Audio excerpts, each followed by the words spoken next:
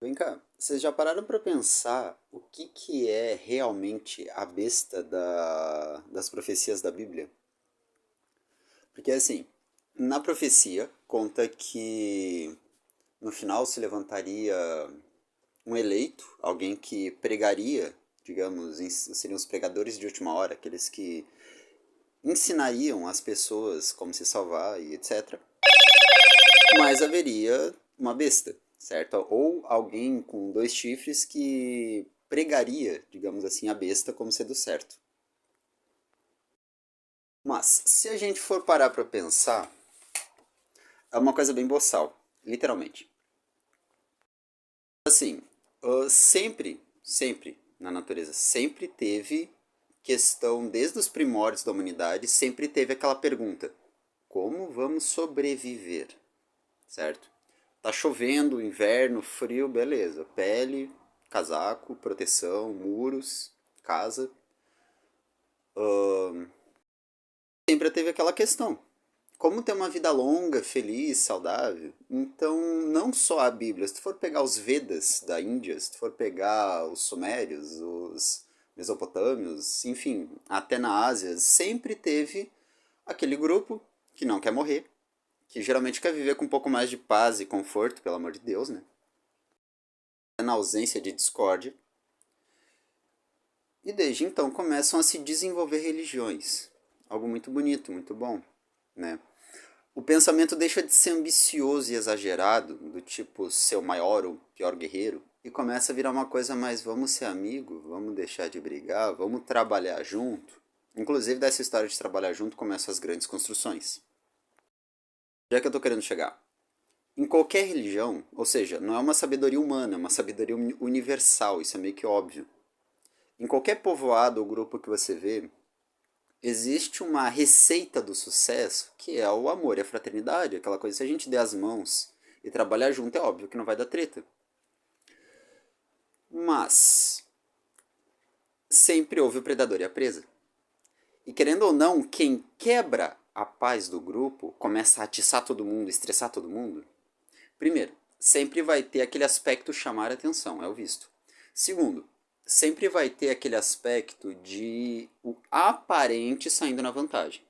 É o retardado mental, a criança que todo mundo cede para não dar briga? Geralmente é. Mas esse está sendo favorecido. Certo? Você tem a vantagem de uma criança e a desvantagem de que ninguém pode dar responsabilidade para ele. Ele pode ser arrojado na atividade difícil. Mas ao mesmo tempo vai ser sempre alguém problemático. Mas, quando a gente para pensar em competição, ganância ou até mentirosa pressa, né, aquela falsa necessidade de grandeza, existe na sociedade cultural hoje uma tendência muito forte a tem que ser para ontem, tem que ser bem feito, tem que ser rápido, tem que me dar dinheiro, tu tem que aceitar pelo menor preço possível, tu vai morrer se tu não conseguir, só comigo tu vai conseguir. As pessoas têm um método de venda na qual elas se colocam e se nutrem um desespero que não existe, né? Elas se mentem um desespero para se apressar, ou seja, caem numa mentira, mentem isso pro outro, ou seja, faz o outro cair na própria mentira, logo todo mundo age como desesperado, irracional, ou seja, uma besta. Aquela coisa, tô num trabalho que eu sou humilhado, mas eu não tenho opção. Tem três empresas do lado contratando, te tratam muito mais humanamente, mas a pessoa insiste e fica ali. Quer dizer, fica uma coisa meio óbvia o que é a besta. Outra coisa é que nas antigas culturas, a mão direita representava o destro. Justamente aquela coisa de processo, de eu raciocinei, decidi como ser superior ao animal, né? E fiz. E existe a mão esquerda, que representa o seu lado mais sensível, feminino, a noite, o emocional, que é justamente aquela coisa instintiva. Estava com fome e comi. O outro estava triste, eu senti no coração uma dor, fui lá e cuidei. Agora, na Bíblia fala que a marca da besta seria na mão esquerda. E que a marca de Deus, a marca do salvo, seria na mão direita. Ou seja, é meio óbvio a que tipo de raciocínio a besta e o divino estão empregados. O tipo de raciocínio besta é agirei por necessidade e não me importarei com o outro. Ou até me importo com o outro para benefício próprio, mas eu estar no alto é mais importante, né? Aquela coisa se for para se fuder antes ele do que eu. Ou aquela coisa, se a farinha é pouca, meu pirão primeiro. né? Aquele velho egoísmo clássico. Cristo pregava da outra face. Cristo pregava o bom samaritano, né? Se o cara tá precisando de ajuda, você pode ajudar, ajude. Se não te custa nada, mais ainda.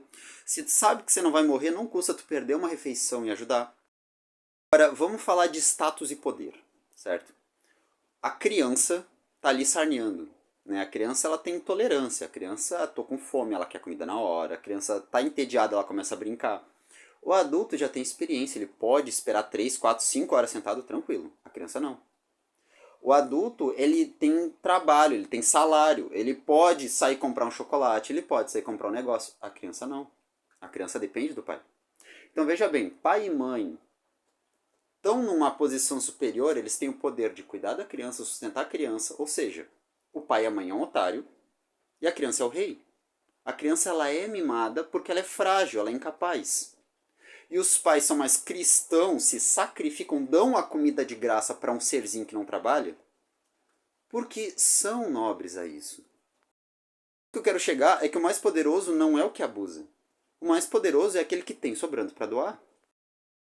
Vem aquela pergunta, né? Dentro do planeta Terra, quem é o mais poderoso? Dentre os animais, o ser humano? Não. O mais poderoso é o próprio planeta. É aquele que doa a todo mundo.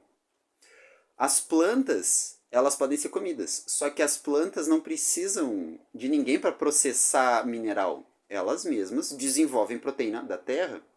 Se acabar com as plantas, todo mundo morre. Os animais carnívoros depende do herbívoro e depende da planta. Ou seja, quanto mais alto tu é no cortisol na competição, na besta, mais baixo tu é na dependência.